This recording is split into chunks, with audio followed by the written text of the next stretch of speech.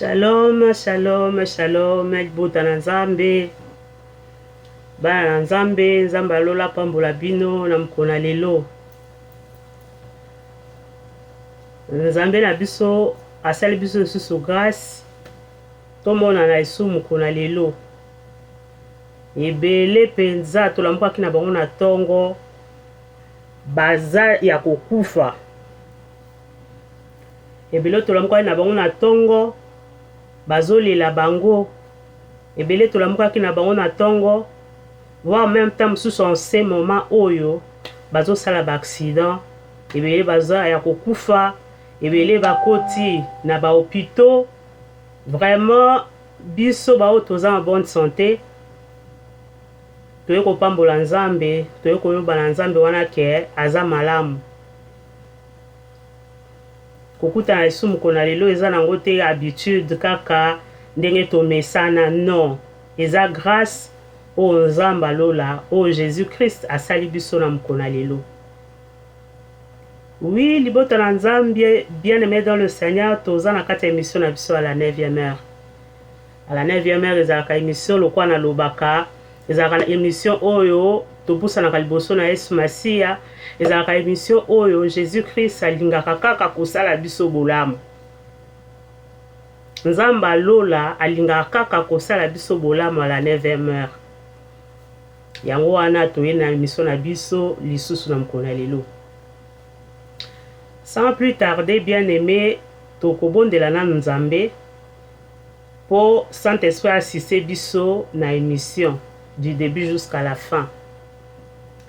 Oui, Seigneur Jésus, nzamba lola, nzambe monene, nzambe malamu.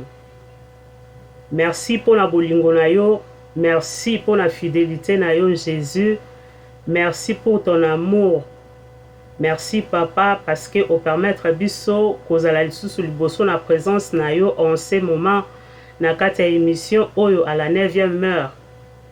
Seigneur de gloire, nazo senge pa na yo ngana s'effacer et que ton esprit, l'Esprit Saint aloba kati na ngai pour faire comprendre libota na yo posa ya motema na yo nzambe pour na peuple nyonso bakolanda.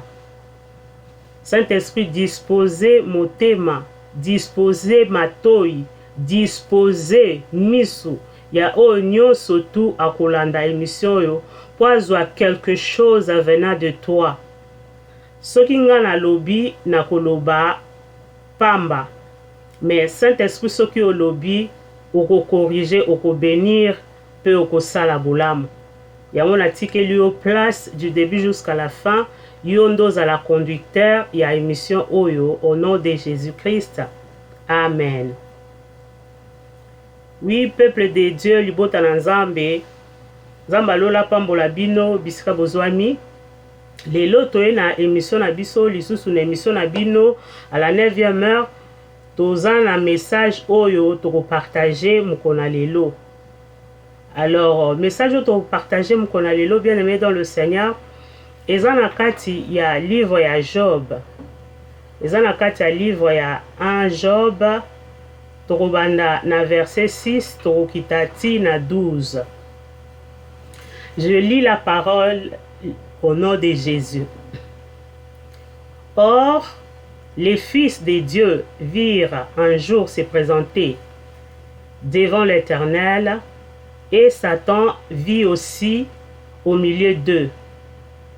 L'Éternel dit à Satan, « D'où viens-tu » Et Satan répondit à l'Éternel, « De parcourir la terre et m'y promener. » L'Éternel dit à Satan, « As-tu vu, as-tu remarqué mon serviteur Job? Il n'y a personne comme lui sur la terre. C'est un homme intègre et droit, craignant Dieu, et se détourna du mal. » Et Satan répondit à l'Éternel, « Est-ce digne désintéressé que Job craint Dieu? Ne l'as-tu pas protégé, lui, sa maison et tout ce qui est en lui? Tu as béni l'œuvre de ses mains, et ses troupeaux couvrent le pays. Mais étends ta main, touche à tout ce qui est lui appartient, et je suis sûr qu'il te maudit en face. L'Éternel dit à Satan, voici tout ce qui lui appartient, je te les livre. Seulement, ne porte pas la main sur lui. Et Satan se retira devant la face de l'Éternel. Bien-aimé dans le Seigneur, Bible ezobebisa biso moko mosusu l'Éternel, Nzambe na bana na ye. Nzambe na bana na ye bazalaki ensemble, donc bazalaki kosolola. Et Satan pe aye. Satan pe aye. Alors tango akomi Nzambe atuni ye outi wapi. Satan alobi nauti otambola, nauti ko parcourir mokili, nauti kotambola. Nzambe atuni alobi, est-ce que monaki mon serviteur? Est-ce que monaki Job? Nzambe siko abandi ko détailler, ko déterminer Job. Nzambe alobi boye. Nzambe alobi pona Job alobi boye. Est-ce que monaki mon serviteur? Monaki mosali na ngai? Na se na moi oyo, na tan wana. Ezalaki na mutu moko te azalaki lokola Job. Wana Nzambe mutu azoloba. Nzambe alobi un homme intègre et droit. Donc mutu moko azalaki kotambola bosembo. Na kati na ye okuta lokuta to okuta mabe te. Azalaki mutu moko azalaki kotambola droit liboso na Nzambe. Nzambe abakisi so alobi qui craignent Dieu. Ah, oh bien-aimé. Et qu'on allait sengoa, ceux qui un jour, Nzambe azo témoigner boye pona yo, ndekozo landangai. Et qu'on allait sengo, ceux qui un jour, Nzambe azo beta tolo boye, pona yo ndenga beta ki tolo pona Job. Nde alobi muto ase détourna na mal, donc apesa mabe mu Congo. Et si ka mabe ezali Job atalaka kutu te. Donc soki mabe ezali liboso Job azotala na sima. Soki mabe ezali na sima Job azotala liboso. Donc ndenge Job atambolaka apesa mabe mu Congo. Azaki muto moko azaki obanga Nzambe bien-aimé dans le Seigneur. Alors Satan yebisi Nzambe boye. Abiyokanisi Job abanga kopamba. Job atosaka opamba. Job alingaka yo pamba. Non alingaka opamba te. Alingaka na intérêt parce que opesa ye santé kitoko, opesa ye mwasi kitoko, opesa ye ba bien, opesa ye bomengo. Parce que la Bible dit que na époque wana ezaki na mutu moko te azaki na mbongo lokola Job na Orient. Donc azaki mutu moko azaki vraiment na bozwi ebele. Alors Nzambe alobi na Satan. Alobi napesi yo nyonso eza ya Job. Ba bien na ye, bana na ye, mwasi na ye, nyonso eza ya Job. Mais kosimba nde am na ete. Zwa nyonso oyo monike Job alinganga po aza nango. Zwa nyonso. Mais loko okosimba te ezali ba bien ezali am ya Job. Satan pa longwe na eta kei. Siko Satan biseka kendaka zokanisa déjà ndeni na osala. Bien-aimé dans le Seigneur, eloko nini tolini toloba lelo. Thème na biso na mukona lelo ezali vaincre les stratégies du diable. Toro kende na message oyo kozwa biso moi quelques jours hein? ekozwa biso mwa quelques jours parce que ezali na eza na enseignement ebele il faut tolanda po toyeba ndenge nini tokovaincre oyo ezali stratégie ya diable. Bien aimé dans le Seigneur, Job azalaki intègre nde Bible elobi ndenge Bible ekutu te donc ndenge Nzambe alobi. Mais il y avait une chose, azalaki mutu moko il priait beaucoup. Azalaki mutu moko il donnait ses offrandes. Parce que soko tangi na Job 1 kaka okomona à chaque fois que bana ne bazaki na habitude ya kokende basalaka fête. Lelo semaine otokende epa yaya azali na bana 10. Semaine mususu tokende pa mususu bazao que ça a fête na ba leki na bango misato abasi. Alors Job azao sa nini? So il fête na bango esili. Job akolamuka na tongo azui offrande na ye. Akeko offrir sacrifice pona koyebisa Nzambe soki bana nanga basumukaki Nzambe limbisa bango. Donc azaki mutu moko azaki kopesa offrande.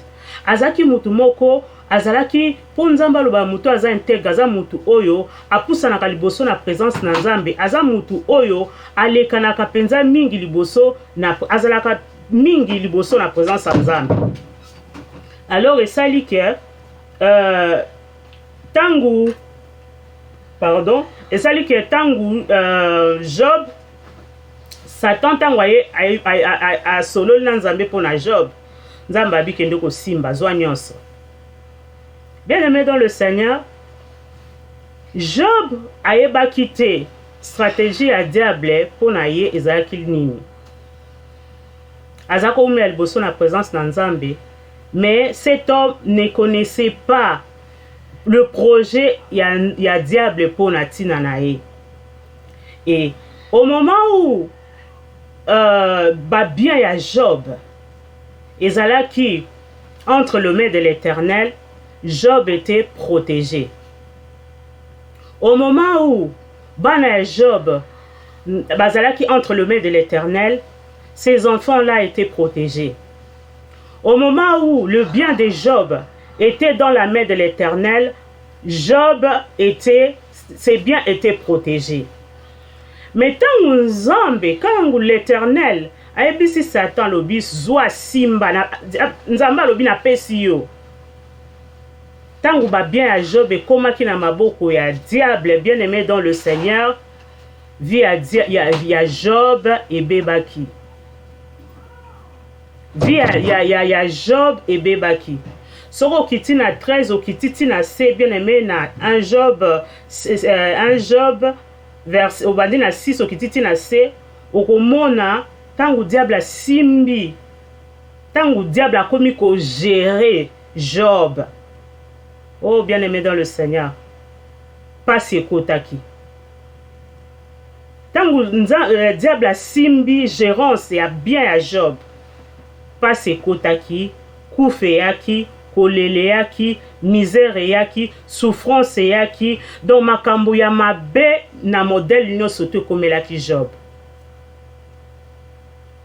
Yango lelo oyo bien aimé dans le Seigneur, naye koyebisa ondeko oyo ozolanda ngai.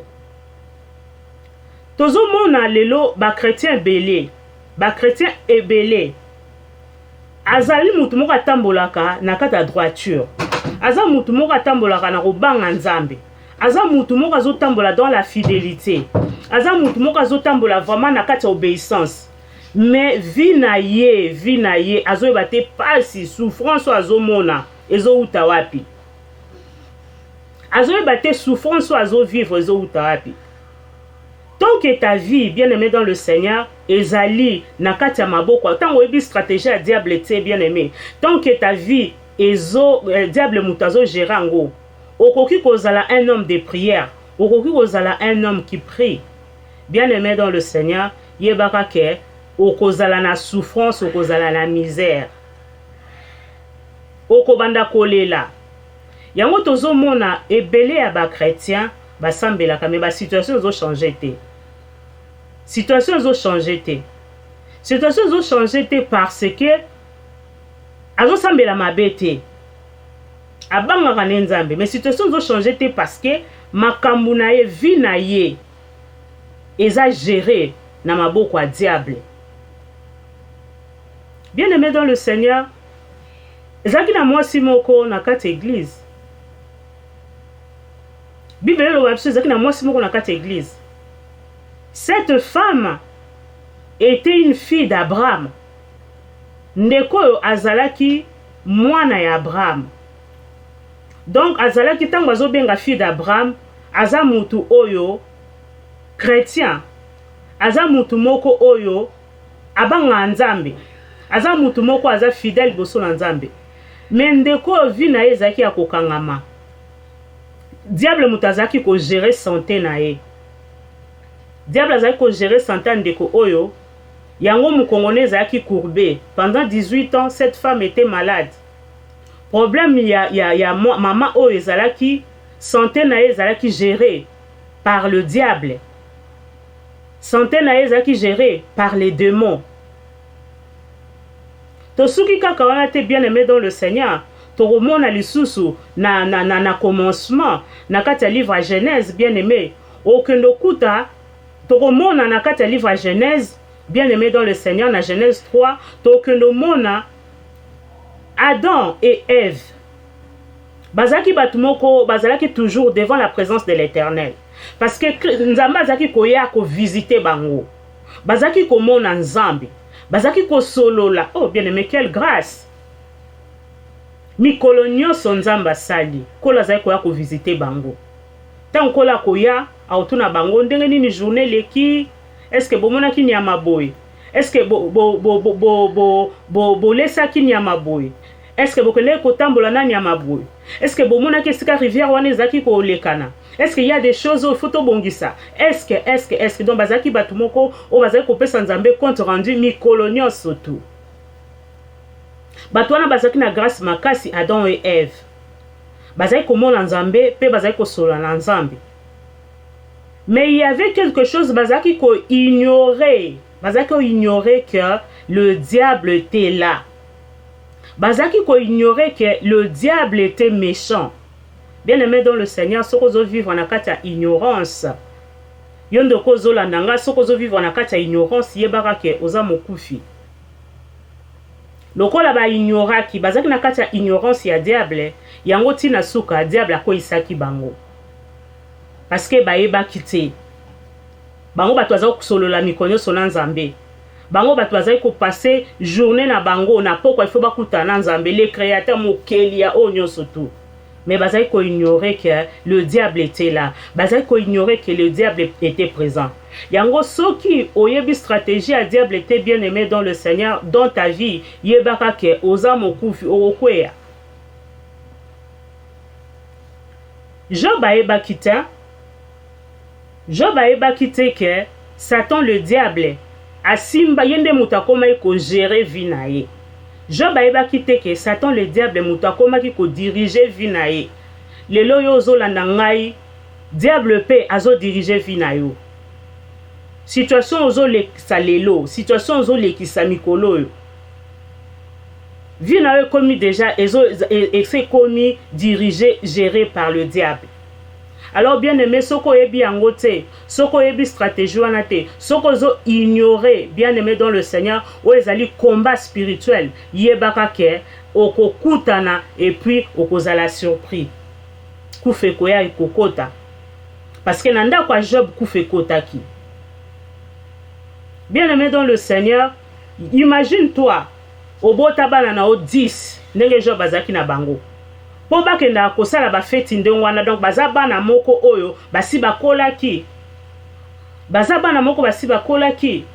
Lelo oboti mwana na yo mwana koli.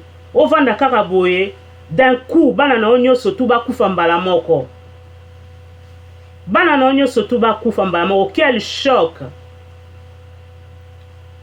Job azala atikala kaka intègre malgré bana na bakufa atikala kaka intègre liboso na nzambe mais ayeba kaka te ke vie na ye ezalaki dirigé ezalaki na maboko ya diable.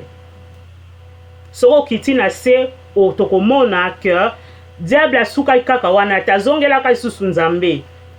azongelaka lisusu nzambe ake koyebisa nzambe nzambe ayebisi omoni lisusu Job diable alobi namoni ye mais azo persister parce que osimbi corps na ye te nzambe alobi na ye kende simba corps mais koboma ye te. Bien aimé dans le Seigneur, malgré famille na ye kufaki, malgré akomaki pauvre, malgré souffrance, ba bien na ye nyonso to azalaki nango nyonso tout esilaki, mais cet homme continue à être fidèle devant Dieu.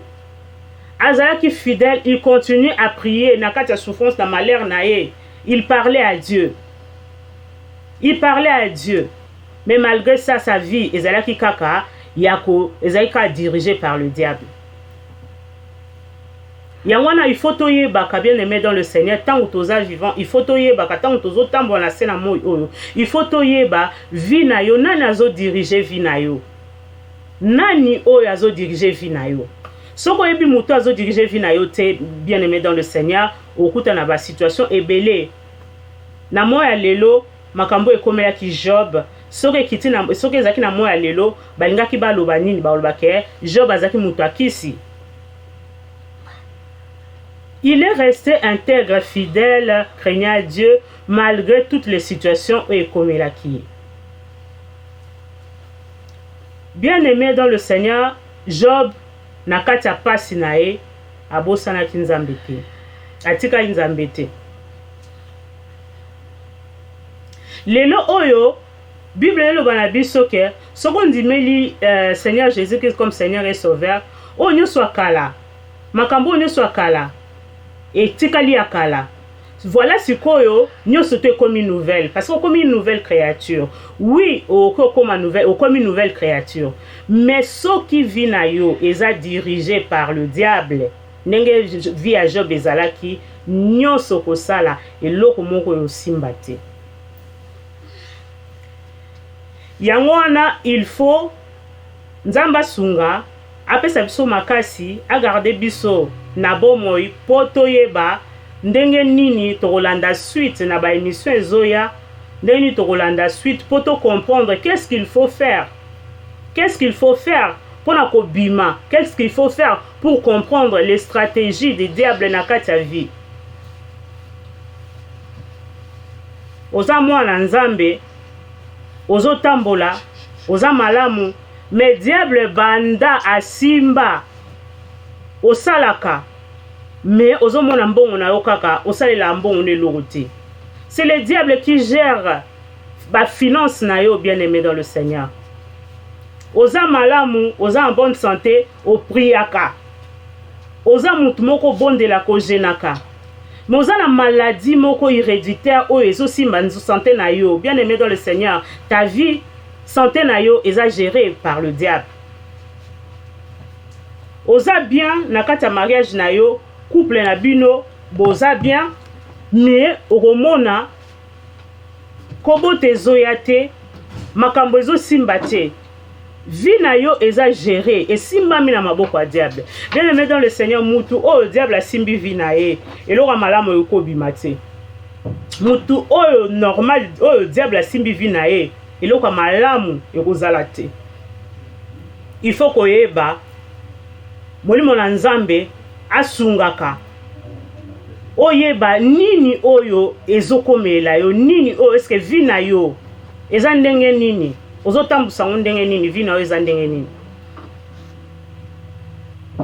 Biso bana nzambe toza na droit ya kovivre te ba vie na biso ezala conduit géré na maboko ya diable.